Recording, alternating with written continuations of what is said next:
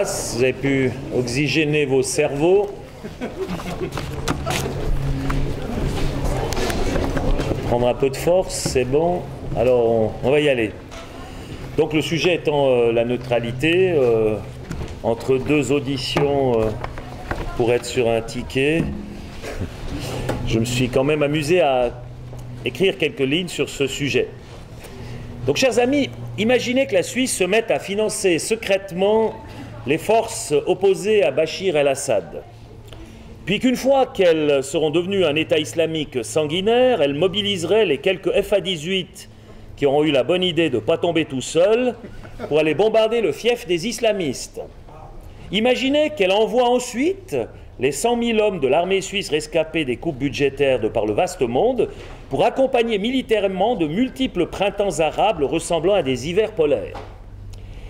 Car enfin, la sécurité de la Suisse ne saurait se défendre selon les doctrines en vogue à la frontière suisse qui n'existe plus que sous la forme d'un fromage d'Emmental, mais dans le désert syrien, les montagnes afghanes et Benghazi. Imaginez aussi que notre pays ouvre les portes de notre pays qui ont déjà été bien démontés ces dernières années, à la planète entière, islamistes compris, car plus il y en aura chez nous, et moins nous serons menacés de l'extérieur. Là, je vois à votre air ahuri que vous doutez fort de l'efficacité de la démarche. Hommes et femmes de peu de foi que vous êtes, l'un de nos pays voisins a appliqué à la lettre ce concept avec le succès que vous connaissez. Pourquoi ne pas faire comme lui ? Tout simplement parce que nous sommes un pays neutre et que nous avons compris le lien essentiel qui existe entre la neutralité et la sécurité. Chers auditeurs, qu'est-ce que c'est que la neutralité en fait?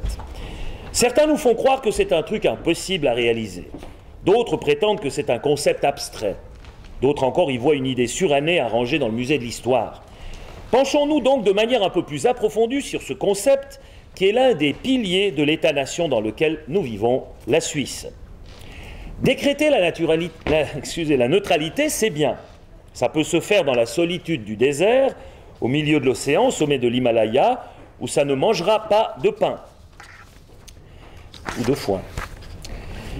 Ça ne servira à rien non plus, car les forces naturelles dont vous êtes entourés se déchaîneront aveuglément, balayant votre neutralité sans même s'apercevoir de son existence et de la vôtre. Même dans la jungle, face au boa constrictor, à la panthère et au crocodile, vous serez bouffé tout cru, sans même que votre neutralité donne plus de saveur au repas alléchant que vous représentez sous les crocs carnivores. C'est ce qu'on peut appeler la neutralité du goût, au lieu de la neutralité des coups. Blague à part, la neutralité est évidemment un concept limité à la société humaine, et il faut quelqu'un en face pour l'agréer et la reconnaître. La question est de savoir ce qui pourrait bien inciter cet autre à reconnaître cette fameuse neutralité s'il n'y trouve pas son intérêt. Je vous le dis tout de go, rien du tout. Ainsi en va-t-il de l'histoire de la neutralité suisse. Au départ d'une première vague esquisse de l'idée de neutralité en 1648, lors de la signature de la paix de Westphalie, tous les grands pouvoirs européens trouvèrent leur intérêt de savoir les passages alpins en zone indépendante, plus ou moins neutre, donc ouverts à tous. Ça leur évitait de se disputer leur contrôle à grand renfort de conflits et de guerres. Puis il s'agissait d'affaiblir l'empereur et le Saint-Empire qui resta jusqu'en 1872 un nain politique émietté en multiples principautés. Plus tard, après l'époque napoléonienne, qui fut une parenthèse douloureuse dans l'indépendance et la neutralité suisse, tout le monde s'entendit pour créer une entité indépendante et neutre constituée de 22 cantons, servant de tampon entre l'Autriche et la France et servant à contenir cette dernière. L'acte fut signé par les représentants de l'Autriche, de la France, de la Grande-Bretagne, du Portugal, de la Prusse et de la Russie. Notons au passage qu'Alexandre Ier, chef de la coalition, prit une part prépondérante à la conclusion de cet accord. Et j'en remercie encore le représentant de la Russie ici présent, parce que c'est souvent oublié, ça mérite quand même d'être relevé. Ainsi, la neutralité suisse arrangeait tout le monde. Puisque la Suisse était déchirée et instable, on décida qu'elle devait être neutre, en espérant que les Suisses, même s'ils ne se revendiquaient pas neutres, allaient finalement s'arranger. Aucun projet des Suisses visant à la neutralité n'était alors en cours d'élaboration. Seules les circonstances décidèrent, les grandes puissances, de reconnaître la neutralité des 22 cantons. À partir de là, l'idée de la neutralité perpétuelle et armée fit son chemin. Elle ne postulait pas une neutralité démunie, incapable de défendre son territoire, mais une neutralité se donnant le droit et le devoir de la légitime défense.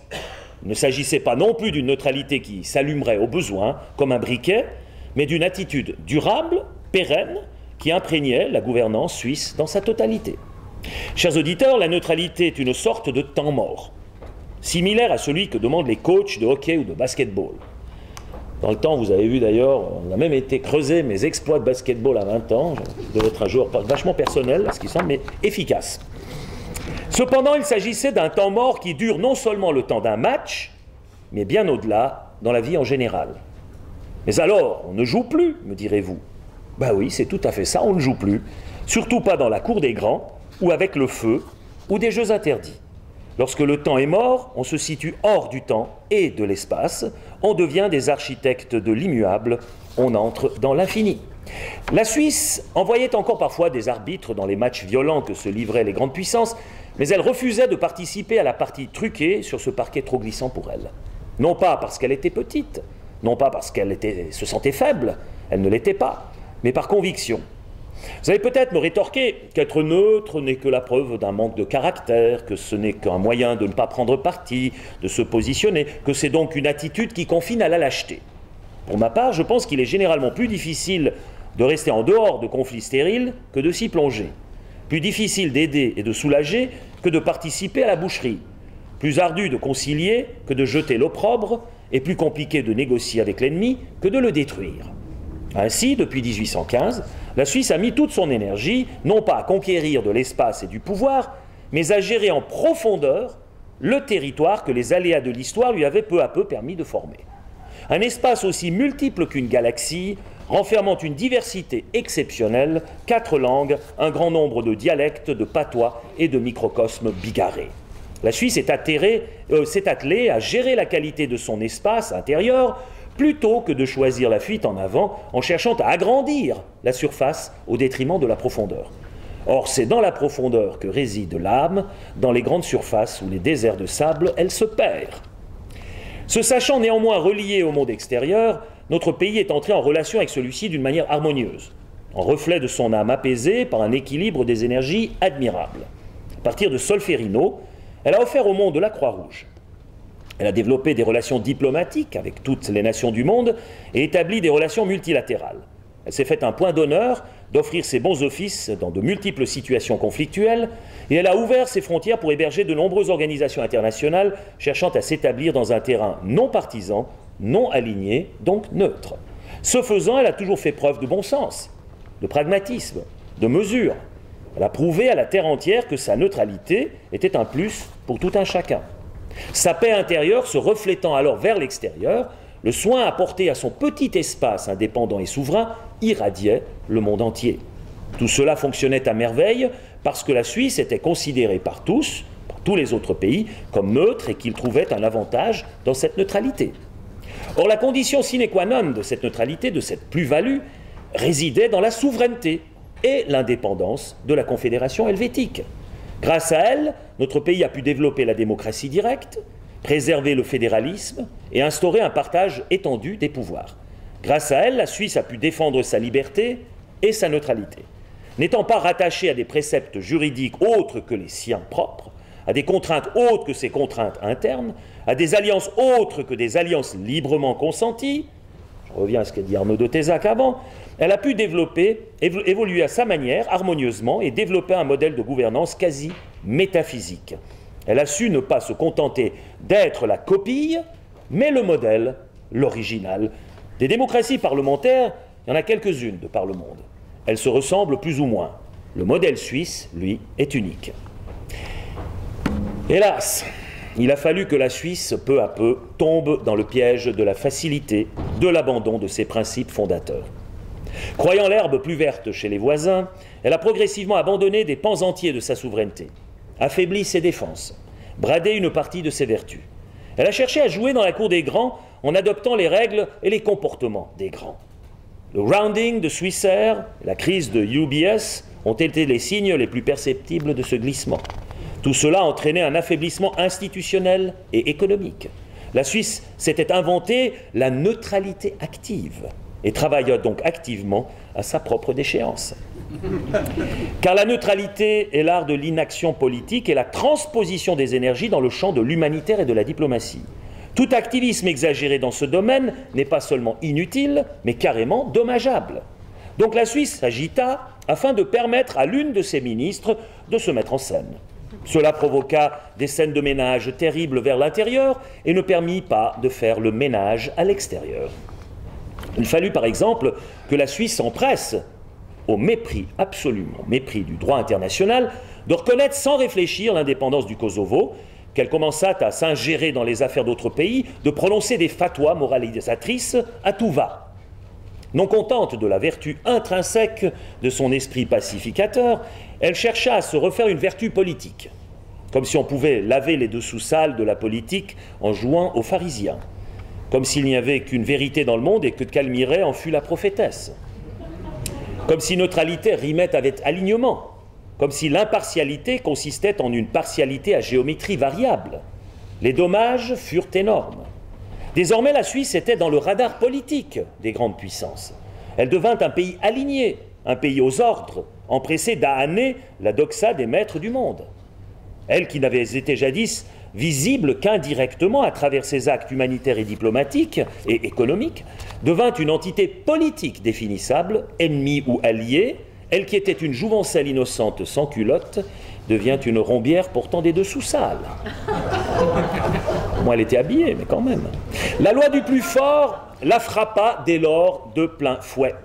Croyant pouvoir se soustraire en se soumettant aux coups qui pleuvaient, elle devint servile, se coucha, s'aplatit même devant ses nouveaux maîtres qui n'en demandaient pas tant.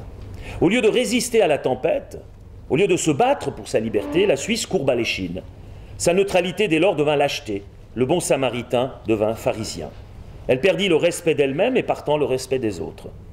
Et la descente aux enfers, une fois le péché originel commis, s'accéléra. Ainsi, comble d'ironie, c'est au nom de la neutralité que la Suisse désinvita le président de la Douma russe, Sergueï Narychkine, en 2014. On ne voulait pas, en toute neutralité, froisser les Américains et l'OTAN. Alors on choisit de froisser les Russes de manière tout aussi neutre.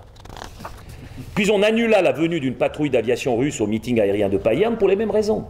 Pendant ce temps, des parlementaires françaises, eux, pays tenu, lui, à respecter les sanctions russes, accueillirent Narychkine à Paris.